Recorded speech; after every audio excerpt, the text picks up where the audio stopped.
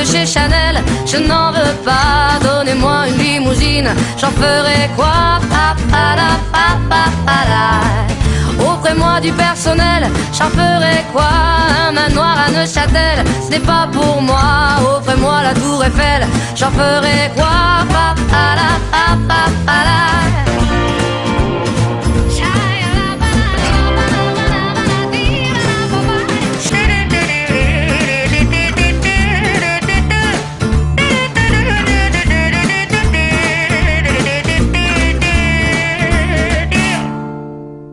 Bienvenidos a Cuarto Intermedio, el programa del Colegio de Abogados. Roque, ¿qué tal, Gonzalo? Viernes por fin. Sí. Bueno, también salimos los sábados, recordamos a los televidentes, a la mañana, y los martes también a las 6 de la mañana. También salimos en Orán y en Rosario de la Frontera, ¿no? Así que le mandamos saludos a todos los amigos que nos siguen semana a semana por la señal de Cablevisión. Así es. Bueno, tenemos un programa variado hoy. Así es. Sí. Vamos a hablar con los miembros del Instituto de Derecho Procesal, de la reforma, digamos, del Código Civil, que también impactan en el derecho procesal, ¿no? Tal cual. También vamos a presentar al ballet de la Comisión de Folclore del Colegio de Abogados de Salta, así que van a presentar un numerito especial. Toda una puesta en escena, ¿no? Acá en el, sí. En mucha gente se paró a ver. Todo un despliegue de cámara, Sergio y su producción y demás, la verdad. Así que bueno, le invitamos a que se queden en Cuarto Intermedio para que lo sigan viendo. Va a estar con nosotros el doctor Diego Méndez. Vamos a hablar de un curso que se va a dictar en esta semana, relacionado con el derecho al agua. El doctor Paganetti también va a estar, vamos a hablar del derecho del daño punitivo. Efectivamente, está con nosotros un abogado, sacerdote, recién llegado del Vaticano, Martín Astudillo. Vamos a hablar con el padre Astudillo de la nulidad matrimonial. Papá, temita. Todo un tema.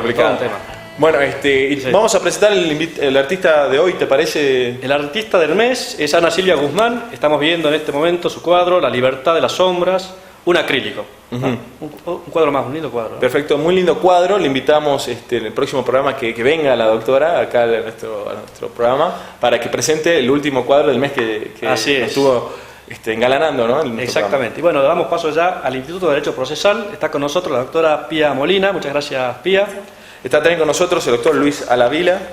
Muchas gracias, Luis. ¿Qué tal, Luis? Muchas gracias. Y la doctora Viviana Carrera. Muchas gracias, Viviana. Bueno, y un trabajo que se publicó en el diario, aquellos que quieren ingresar, tenemos el link en pantalla, que plan justamente la incidencia de la reforma del Código Civil y Comercial en el derecho procesal salteño. Doctora Alavila, no sé si quieren presentar un poquito, contarnos, o María Pía. Nosotros, como miembros de la Comisión de Investigación de Derecho Procesal, nos llamó la atención en su momento la cantidad de normas, de artículos que regulan institutos procesales e incluso procesos específicos completos. Entonces decidimos en su momento, primero en base al anteproyecto del Código Civil y Comercial, elaborar un cuadro viendo en cada título cuáles eran los artículos que tenían contenido procesal.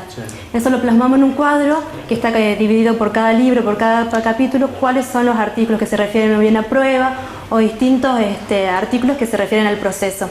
Este año, con el Código Civil y Comercial hoy vigente, lo actualizamos. Está todo eso plasmado en el cuadro que está publicado en el dial. ¿Cuánto tiempo les llevó el trabajo? Y el trabajo comenzó, como les digo, en el 2012 con el anteproyecto.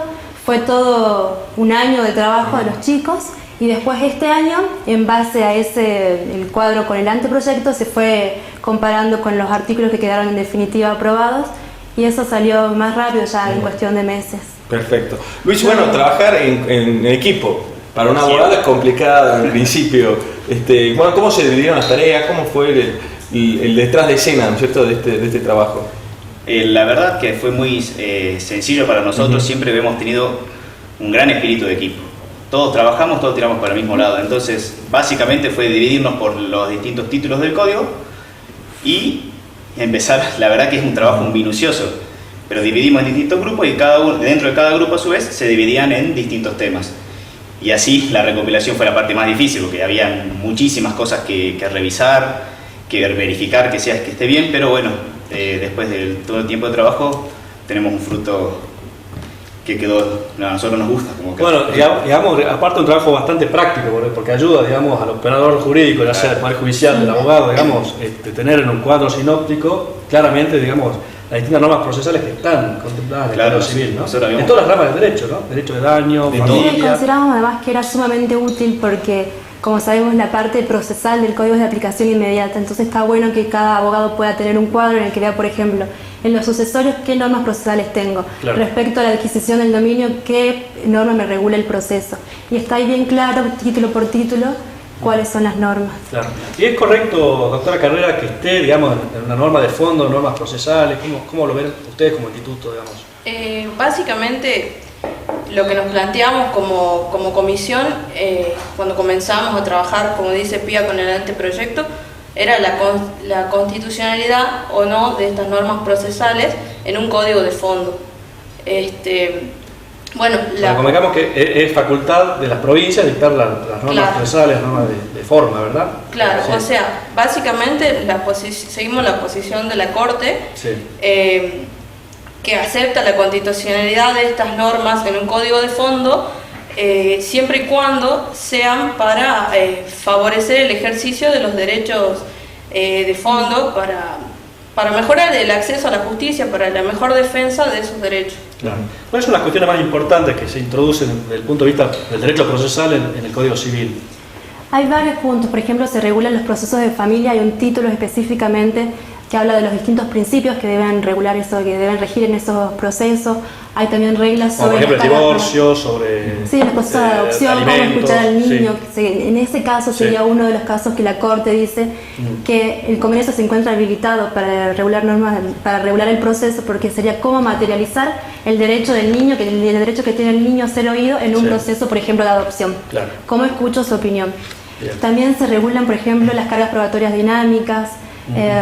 Hay normas sobre competencia, principalmente en la parte de familia. Sí. Hay normas sobre legitimación. Sí. Se incluyen los principios procesales fundamentales, la tutela judicial efectiva, la oralidad, la buena fe y lealtad procesal, el acceso limitado al expediente en cuestiones de familia, por ejemplo, solamente limitado a las partes y a sus letrados. Claro. Bueno, a partir de la reforma, como se mantiene la postura de la Corte en cuanto a mantener, ¿no es cierto?, las normas dictadas en el Código Civil y Comercial. Pero bueno, ¿qué sucede con nuestro Código Procesal? Que bueno, en nuestro Código Procesal ¿es necesario adecuar el Código Procesal al nuevo Código Civil? Nosotros creemos que sí, que es una buena oportunidad, que es una buena ocasión aprovechar la reforma del Código de Fondo para modificar nuestra normativa procesal. No es algo nuevo, no es que como consecuencia del Código se deviene necesaria la reforma del Código Procesal, pero creemos que es una muy buena ocasión aprovechar justamente esta necesaria adecuación y modificar y hacer las reformas necesarias a nuestra normativa local procesal. Claro. Bueno, y ese va a ser el próximo trabajo de la comisión, tengo entendido. Sí, hemos estado trabajando en eso durante este tiempo. Como comisión hemos elaborado una serie de puntos o de pautas generales que nosotros pensamos que debería seguir una eventual reforma del código y la hemos subido, por cualquier cosa está subida a la página del colegio, en los cuales son solamente pautas generales como comisión que hemos elaborado, nada específico, nada concreto, sino directamente tratar de decir para dónde creemos como comisión que debería ir esta reforma. Para mencionar algunas cuestiones nomás, el tema nos parece interesante que un eventual código nuevo procesal tenga un título preliminar, que tenga principios procesales generales, porque creemos que eso ayuda a una interpretación y a una integración del sistema normativo que evita un excesivo rigor formal en algunos casos. Creemos en procesos por audiencias, pero asegurando inmediación, porque la oralidad sin inmediación no sirve de mucho.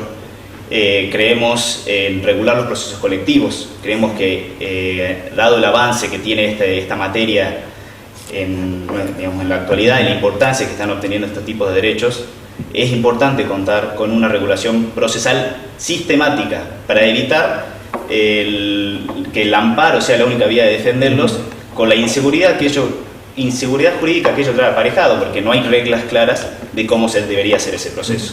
Entonces creemos que debería por lo menos regularse. ¿Regularse el amparo también?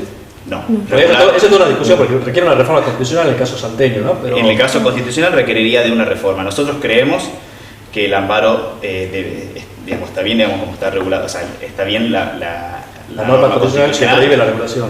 Lo que sí creemos es que se debe regular un proceso para hacer valer derechos de incidencia colectiva, distinto. Está bien.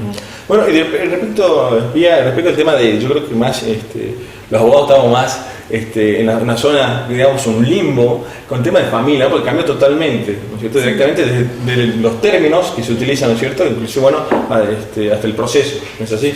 Sí, bueno, en la parte de familia hay numerosos cambios, como dijimos, se incluyen distintos principios que antes se entendían que debían estar en la parte de familia, pero ahora están positivizados en el código.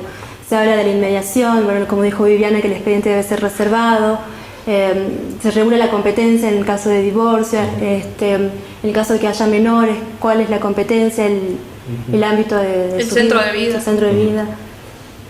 Sí, bueno, bastantes temas, como bien decíamos, y recomendamos entonces a todos los amigos que nos están siguiendo por audio intermedio, por Cablevisión, también por nuestro canal de YouTube, bueno, que ingresen a la página del día, vamos a poner el link, próximamente, bueno, esperamos subirlo a la página del Colegio de Abogados. Y muy probablemente salga también editado. Así es, porque es un trabajo que, como bien decía Gonzalo, cada vez que, bueno, se va a trabajar como cualquier operador jurídico, es una herramienta a la cual necesariamente todos vamos a acudir. Así es. Bueno, doctores, muchísimas gracias. Gracias a ustedes. Bueno, muchas gracias. ¿Qué día se reúne en la comisión, perdón? Los días miércoles a las 15:30. Perfecto. Bueno, muchas gracias. Hacemos una breve pausa, ¿te parece, Gonzalo? Y seguimos aquí, en Cuadro Intermedio. Stand up for your rights. Get up, stand up, stand up. Don't give up the fight. Yeah. Get up, stand up.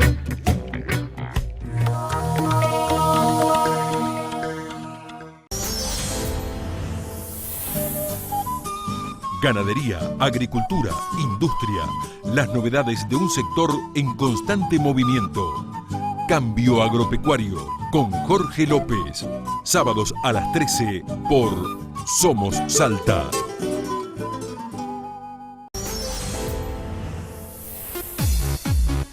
Lo mejor del rugby local y nacional está en Tercer Tiempo. Las mejores imágenes de los partidos, notas, resultados, posiciones y todos los protagonistas.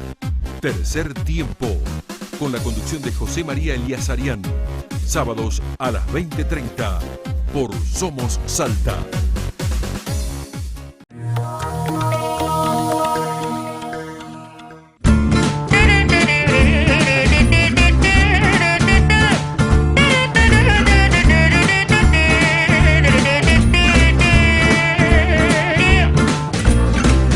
Donnez-moi une suite au Ritz, je n'en veux pas. Des bijoux de chez Chanel, je n'en veux pas. Donnez-moi une limousine, j'en ferai quoi. Seguimos en Cuarto Intermedio. Vamos bloque a bloque. Sí, un nuevo bloque en nuestro programa. De otra rama del derecho, ¿verdad? Otra rama del derecho, pero antes, bueno, dejamos decirle a los televidentes que, bueno, habíamos anunciado en el primer bloque que íbamos a entrevistar acá al padre y al sacerdote y abogado Martín Astudillo, pero bueno, por cuestión de tiempo, la entrevista va a pasar para el próximo programa. Así que, es. Bueno, le recomendamos que... tema muy interesante que vamos a contar muy con el padre, así que no se lo pierdan. Bueno, pero ahora sí, Gonzalo, ¿sí te parece que vamos a la entrevista de este bloque? Así es. Bueno, hemos convocado al doctor Daniel Paganetti, especialista en materia de derecho del consumidor, para hablar específicamente de daños punitivos, digamos. ¿Qué tal, doctor? ¿Cómo estás? Buenas tardes, muchas gracias por venir. No, gracias por la invitación. Bueno, los daños punitivos ya llevan introducido nuestra legislación 7 años, digamos. ¿Qué balance podemos hacer de estos 7 años de daños punitivos en Argentina, digamos?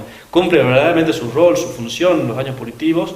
Porque la idea es punir, castigar, digamos, una inconducta de una empresa y también disuadir de que esa empresa, digamos, continúe con esa mala praxis, esas malas prácticas. Sí, esos son los fines primarios que tiene el daño punitivo. No es verdad, desde el 2008 está en nuestra legislación por un agregado a la Ley de Defensa del Consumidor, y por ahora se aplica los daños punitivos solamente a la legislación del consumidor en Argentina, ¿no? Bueno, el desempeño fue, primero, que es una figura extraña, ya sabemos todos que es una figura del derecho de origen anglosajona, digamos, por decirlo de alguna manera, que paradójicamente tuvo el mayor desarrollo fue en los Estados Unidos, en donde se conocen los mayores casos de daños punitivos, que en definitiva, para resumir, no es tanto como por ahí se cree.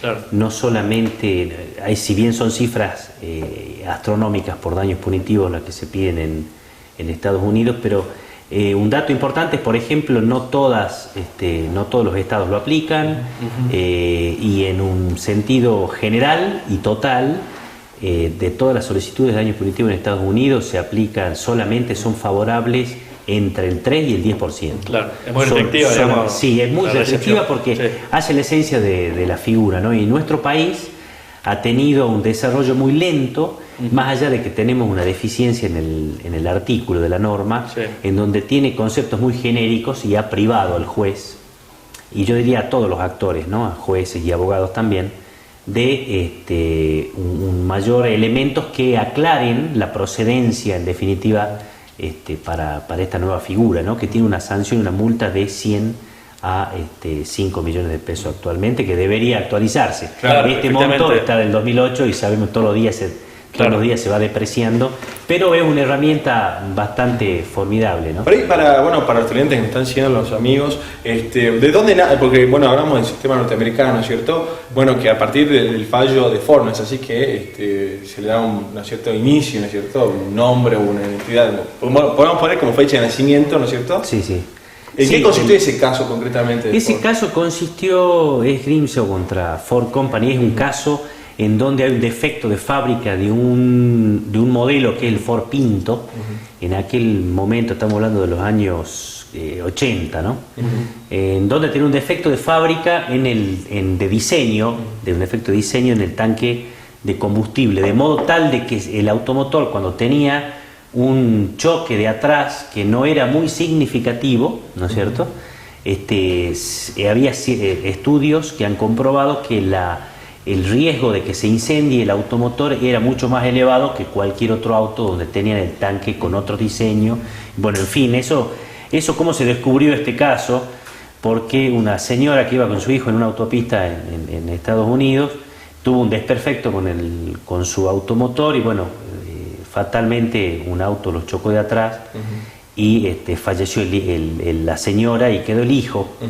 Vivo, demandó a la compañía y en el juicio de la compañía un testigo dijo que la Ford había detectado o tenía pleno conocimiento de este defecto de diseño y que sabía que se incrementaba el riesgo, ¿no? Es decir, había un elemento cognoscitivo, por decirlo de alguna manera, de la empresa. Pero ¿qué hizo la empresa? La empresa decidió esperar las indemnizaciones que le sean eventualmente reclamadas por gente que tenga accidentes, decidió esperar las indemnizaciones y pagarlas en vez de corregir el defecto y evitar los accidentes que hubiera sido. ¿Pero por qué hizo eso? Porque cada auto, me acuerdo, lo que me puedo acordar ahora, tenía un costo de $11 para corregir el defecto de diseño. Lo que pasa es que había vendido creo que 3 millones de Ford Pinto en todo Estados Unidos, con lo cual los montos eran bastante elevados, en millones de dólares.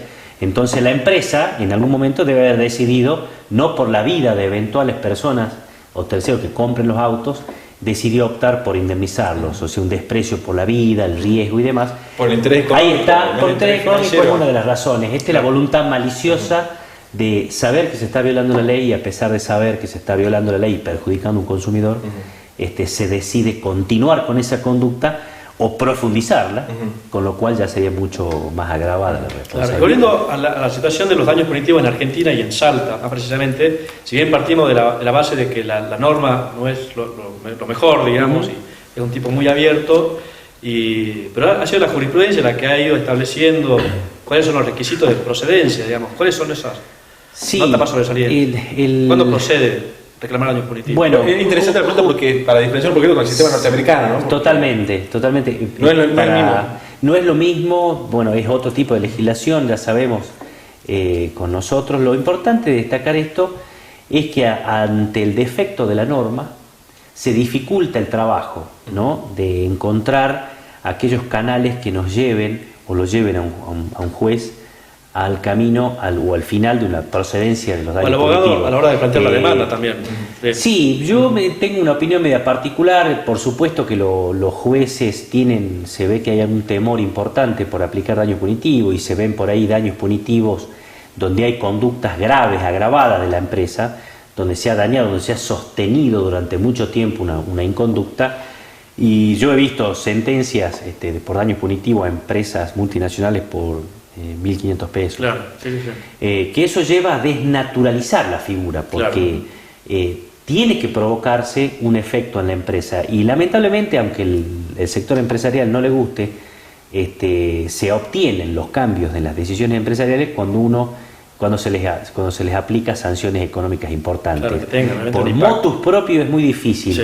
Y respondiendo a tu pregunta, Gonzalo, de los requisitos, la verdad que ante esta ausencia yo creo que se califica en mayor lugar la voluntad, en este caso, de análisis que hay que hacer, porque en definitiva los daños punitivos sancionan una voluntad particular, ¿no? Claro. Una voluntad que es rayana con el dolo, con la grosera negligencia, por ejemplo.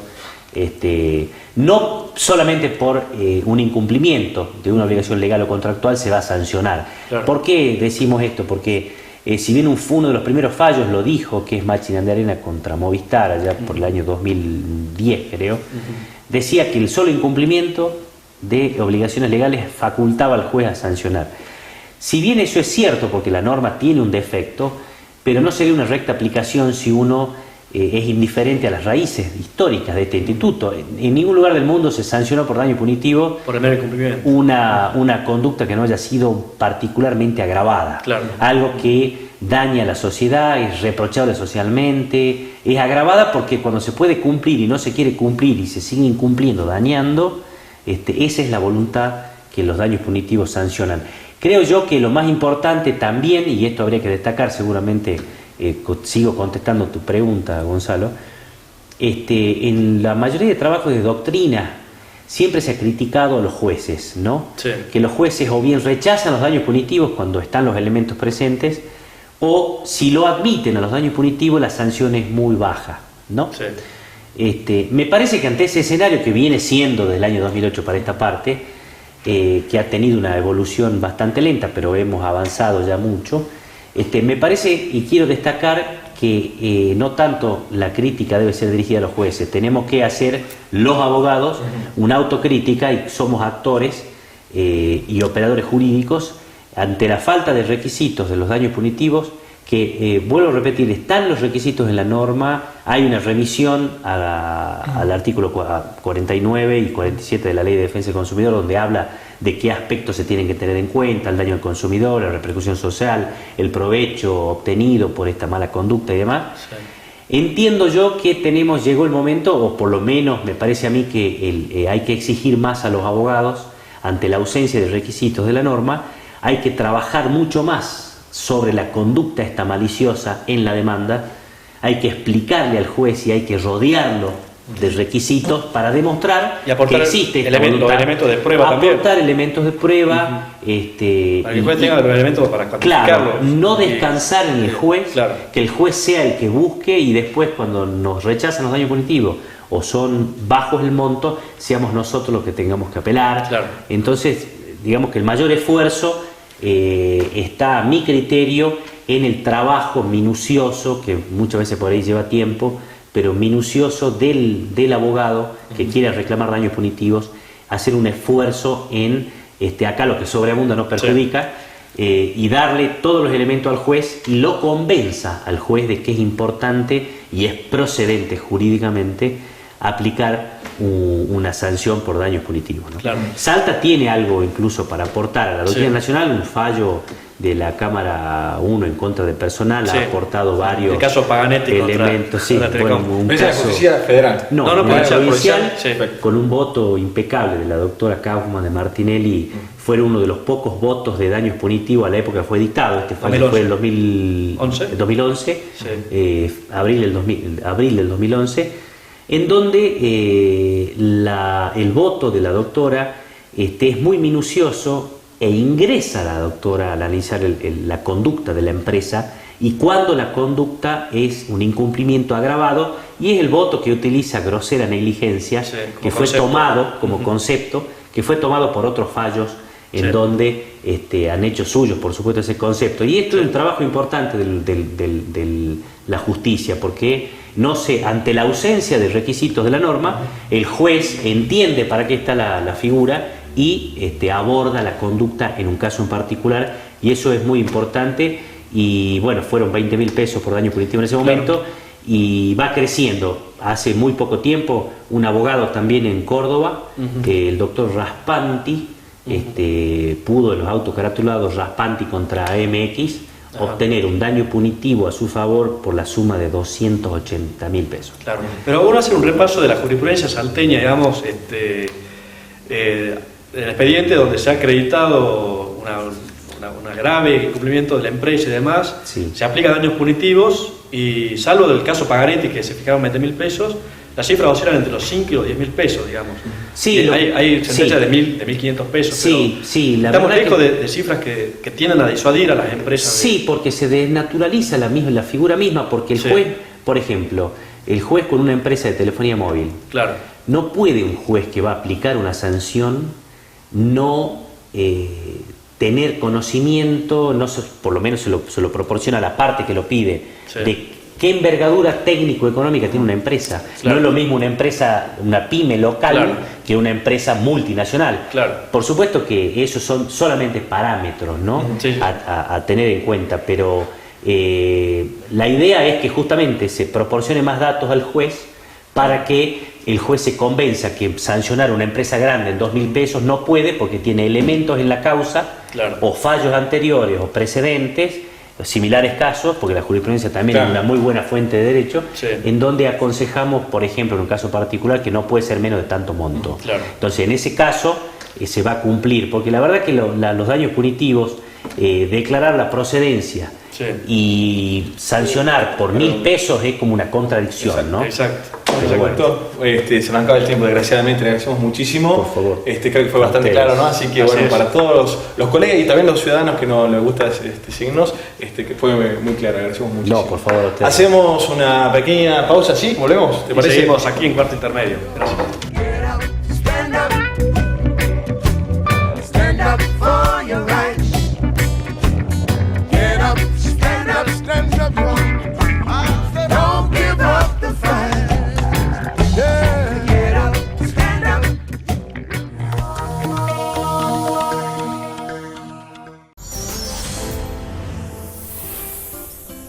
Los temas que le interesan a la comunidad, analizados bajo una mirada bien salteña.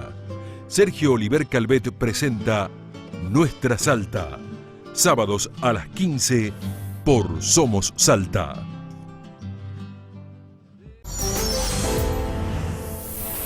Para encarar el sábado con una vuelta de página, un espacio para cuidar nuestra salud y nuestra calidad de vida.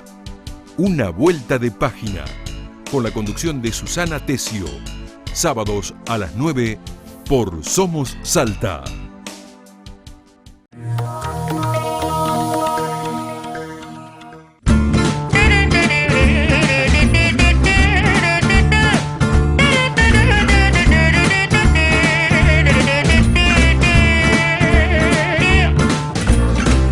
Donnez-moi une suite au Ritz, je n'en veux pas. Des bijoux de chez Chanel, je n'en veux pas. Donnez-moi une limousine, j'en ferai quoi? Pa, pa, la, pa, pa, pa, la.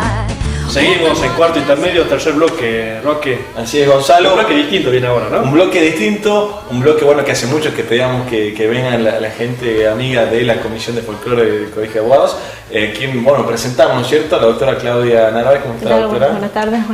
Muchas gracias. Bueno, el colegio tiene su ballet de folclore, eso es la verdad un motivo de orgullo. Está también con nosotros la doctora Andrea Aparicio, muchas gracias, Andrea. Y Liliana López, también integrante del Ballet Centeno ahora. Ballet Centeno, ¿cuántos integran el ballet? Y más o menos entre 15 y 20 chicos hay actualmente. Perfecto. Digamos, esto nació como una escuela de danza dentro del colegio, todos los que integran el ballet aprendieron a bailar. Es un taller de folclore más que una escuela de baile. Nació un taller en el año 2012, bueno, por una necesidad mía y del doctor Pedro Burgos, que me apoyó para llevar adelante esta idea.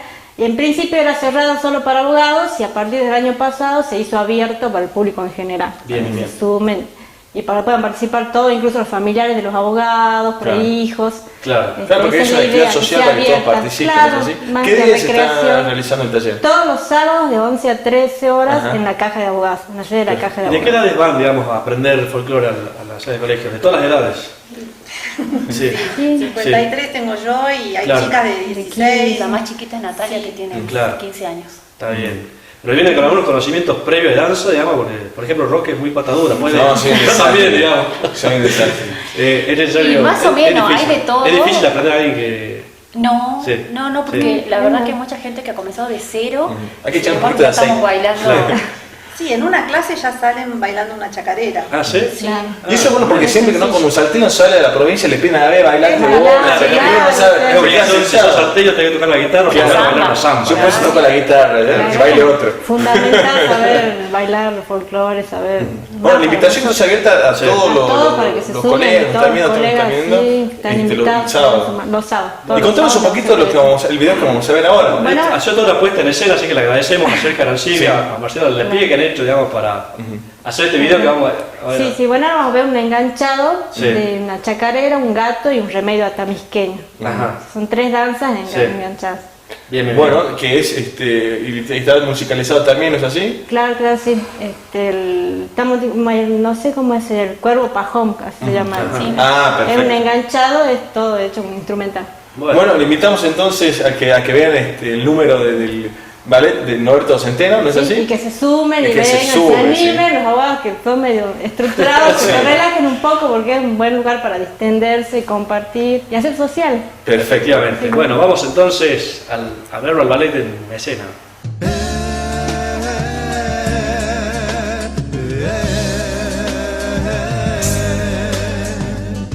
Chacarera santiagueña, primerita. ¡Adentro!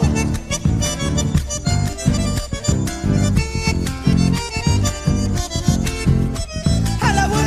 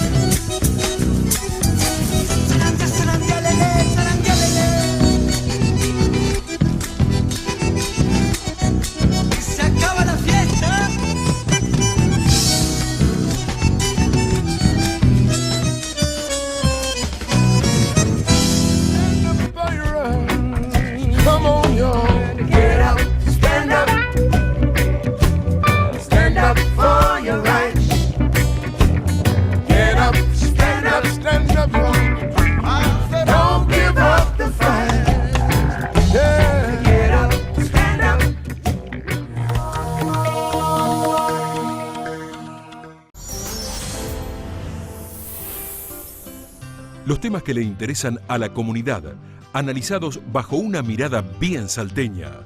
Sergio Oliver Calvet presenta Nuestra Salta, sábados a las 15 por Somos Salta.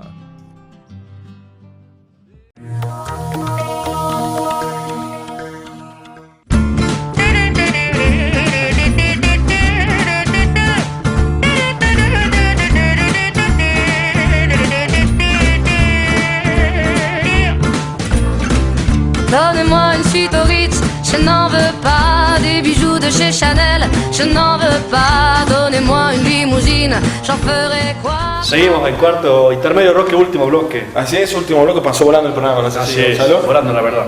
Está con nosotros el doctor Diego Méndez, abogado, especialista en Derecho Ambiental. Muchas gracias, Diego, por conocer acá el programa. Muchas gracias. Bueno, viene con noticias importantes el doctor Méndez, porque se van a celebrar en Salta las segundas jornadas internacionales sobre recursos hídricos. Algo nos habló ya la doctora Silvina Borra en el programa anterior, ¿verdad? 15 y 16 de octubre, ¿no es así? Así es. ¿Dónde se van a realizar estas jornadas? Bueno, estas jornadas se realizan en la sede de la UNSA. Sí. Están organizadas en conjunto con la Universidad de Mendoza y el Colegio de Abogados de Salta, sobre todo con la Comisión de Derecho Ambiental. Así que bueno, el jueves 15 y el viernes 16 vamos a realizar unas jornadas bastante extensas, técnico y jurídico el primer día, con disertantes de la Universidad de Mendoza y disertantes de la provincia de Buenos Aires. Y el segundo día, la particularidad es que hemos elaborado un documento base sobre la realidad hídrica nacional y de Salta, y lo hemos distribuido a los candidatos a diputados nacionales y al Parlasur de la provincia de Salta, y se los he invitado a que ellos manifiesten su postura, se presenten el viernes a la tarde a un panel debate, una charla de debate que va a tener la posibilidad de que los asistentes pregunten directamente. Y bueno, lo que queremos es que la temática hídrica se instale en la agenda política, y que nos comenten que si ellos son electos, que algunos de los que van seguramente van a ser electos, qué posición van a tener con el tema y qué proyectos van a vincular a esta temática. ¿Qué respuesta han tenido, digamos, de los candidatos? Y bueno, dispara. Algunos partidos nos han confirmado inmediatamente. ¿Quiénes son los que sí han confirmado, digamos? Mira, hasta ahora han confirmado el Partido Obrero con sus dos representantes, ha confirmado Nani, ha confirmado Collado, ha confirmado Betina Romero, y con algunos otros estamos ahí ajustando porque tienen alguna agenda complicada, como es una semana antes de las elecciones. Sí, Javier David, Hernán Cornejo. Hernán Cornejo también, y Javier David y Cosiner están ahí que si pueden o no también en su agenda, y lo hemos hecho justo a sabiendas, digamos, que era una semana antes de las elecciones, porque queríamos motivar esto, digamos, que se presenten, que presenten su postura, que no sea solo una propaganda política, sino que queremos concretamente saber qué piensan de la temática hídrica, cuál es su postura y qué proyectos van a llevar si son electos, o sea, para tomar una decisión. ¿Cómo es la situación, digamos, de Salta con respecto a los recursos hídricos, de acuerdo a este estudio, a este documento que han elaborado, digamos? Bueno, el documento no llega a ser un diagnóstico, llega a ser un punteo de los principales temas y de la legislación aplicable.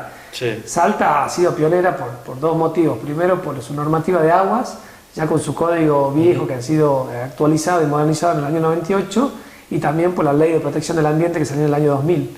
O sea, esos dos marcos normativos, uno ha regulado un poco el uso, que es el código de agua, y el otro un poco la protección. La Ley 7070, ¿no? En el caso del 2000. La Ley 7070 con su decreto que la reglamenta, o sea que tenemos más de 500 artículos ambientales de protección ambiental, donde hay todo un capítulo de recursos hídricos. ¿Y de la ley a los hechos hay mucho trecho? Y sí, hay mucho trecho, porque mirándolo el otro lado del vaso, digamos, en la parte vacía, hay mucha normativa, hay muchos instrumentos, hay mucho que regular, mucho que controlar, entonces eso lleva también que cueste su aplicación y su efectivo control. Si bien la temática hídrica tiene su particularidad, que con buen tino, y ha sido copiado en otras provincias, por ejemplo, provincia de Buenos Aires, Salta ha estructurado su control a través de consorcios de regantes.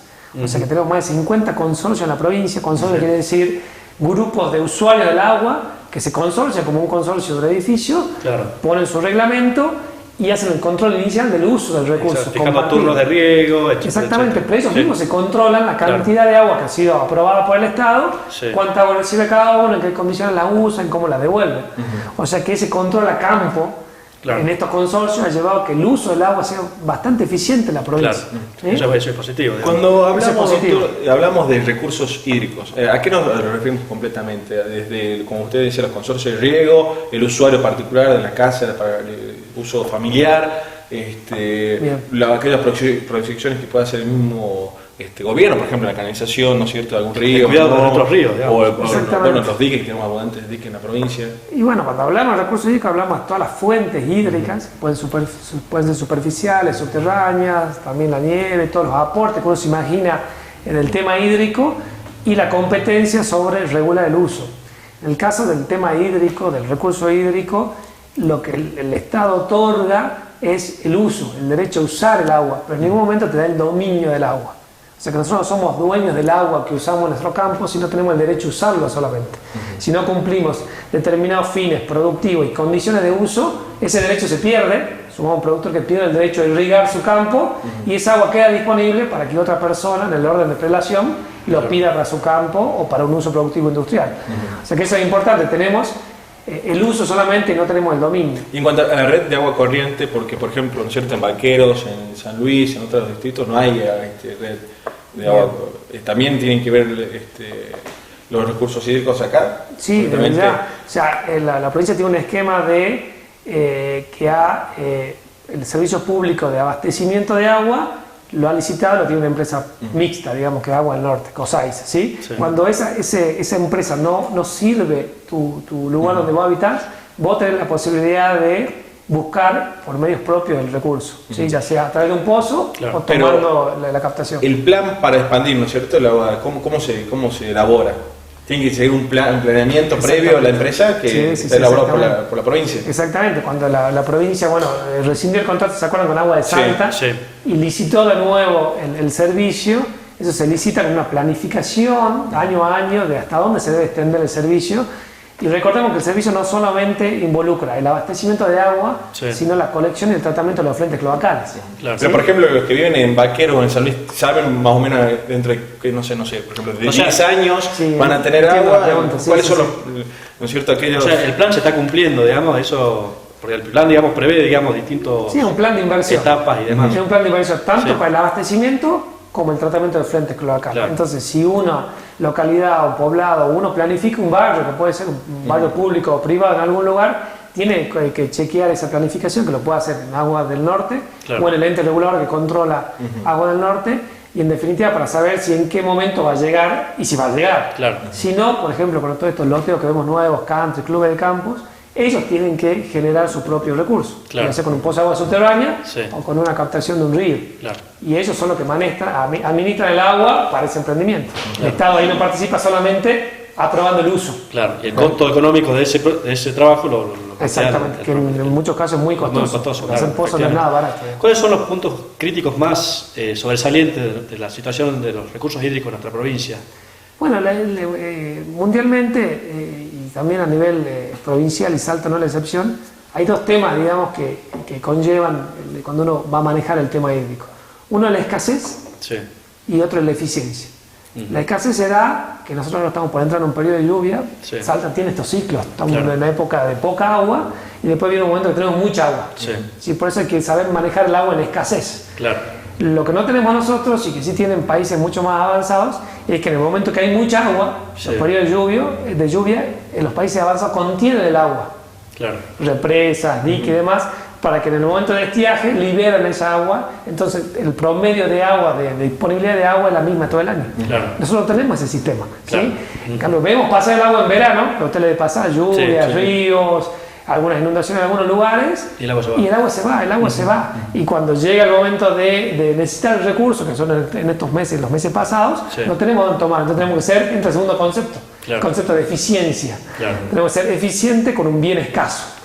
Eso lo podríamos resolver si planificamos estas obras de captación y de represa. Que lo hacen los campos tienen esta represa y guardan el agua para el momento de... no sé si se pronuncia o no, pero las cuencas subterráneas, ¿no es cierto?, de agua. Porque muchas veces me acuerdo en el año 2012 salió el tema de que, que había una gran fuente de agua subterránea cerca de las costas. No sé si será cierto o no, pero son ciertos mitos, ¿no es cierto?, que se maneja en la ciudadanía salteña. ¿Hay números al respecto de eso? ¿Hay un estudio al respecto? Bueno, entiendo que la Secretaría de Recursos Hídricos, que es el organismo del Estado, tiene la competencia y monitorea, ¿sí? Y también está cuantificando, digamos, el recurso hídrico, porque el segundo, vinculado a la eficiencia en el uso del agua, la pregunta es, ¿cómo hace el Estado para repartir el agua? ¿Qué pasa si muchos productores se presentan a pedir un mismo recurso, todos para regar soja, por otro lo que fuera, ¿sí? Entonces, ese diagnóstico, ese cálculo hídrico, que se llama balance hídrico, o sea, cuánto entra con la recarga y cuánto sale, es lo que está trabajando la Secretaría de Recursos Hídricos en algunos aspectos, para que cuando alguien presente estos pedidos te puedan decir, bueno, mira, esta cuenca o este acuífero o este río no soporta más de esta cantidad o magnitud de pedidos, entonces no te podemos dar o sí te podemos dar, claro. ¿Sí? Porque si no, estamos administrando un recurso escaso ciegos, y en un momento va a decir, te doy a vos, y cuando te da a vos, el otro que pidió no va a tener. O sea que esa pregunta es clave. Claro. Analizar el balance hídrico es clave para gestionar este recurso.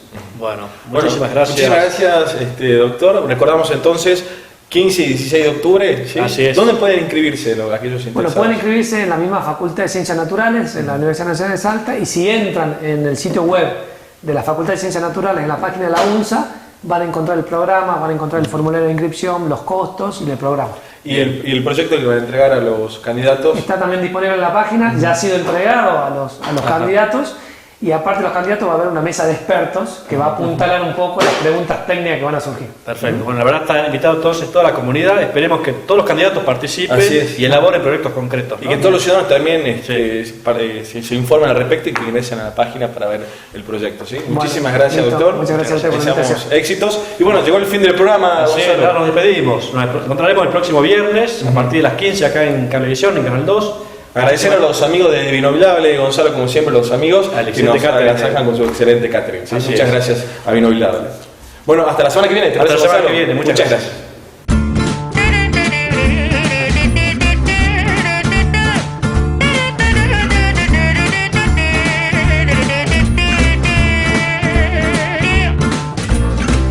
Donnez-moi une suite au Ritz, je n'en veux pas. Des bijoux de chez Chanel, je n'en veux pas. Donnez-moi une limousine, j'en ferai quoi?